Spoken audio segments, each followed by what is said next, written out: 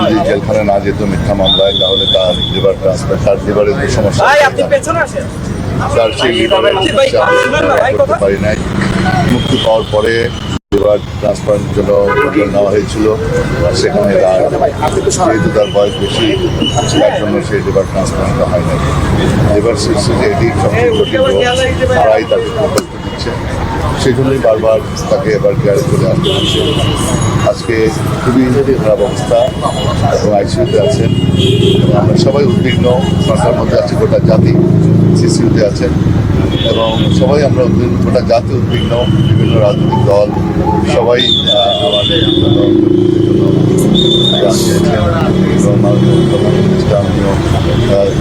চেয়েছেন এবং আমরা গোটা দেশবাসীর আজকে অভিভাবক। তো সেই হিসাবে আমরা সবাই উদ্বিগ্ন, আমরা সবাই দোয়া করি যেন আমাদের প্রিয় নেত্রী তিনি যেন আবার সুস্থ হয়ে আবার আমাদের মাঝে আসতে পারেন। আসলে সবাই দোয়া করাটাই এখন আমাদের কাজ এবং পরিবারের মেম্বার হিসেবে এবং উনিও দোয়া চেয়েছেন।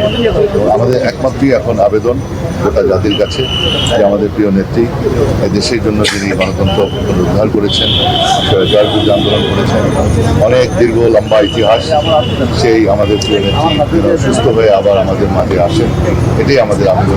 মেডিকেল বোর্ড জানিয়েছেন কিনা? মেডিকেল বোর্ড না, এটা মেডিকেল বোর্ড সেটা তারা বলতে পারবে। আমি শুধু বলতে পারবো যে আমি ফ্যামিলি মেম্বারের সাথে কথা বলেছি, আমি তো আর কিছুর ভিতরে যাই না। তো এটা মেডিকেল বোর্ড এবং আমাদের ডাক্তার জাহিদ ভাই টোটাল পর্যবেক্ষণে আছেন, তারা দেখতে পারবেন। আমি শুধু আমি তাদের ফ্যামিলি মেম্বার, ভবিষ্যৎ দেখা হয়েছে, তার কাছ থেকে আমি সব কিছু জেনেছি।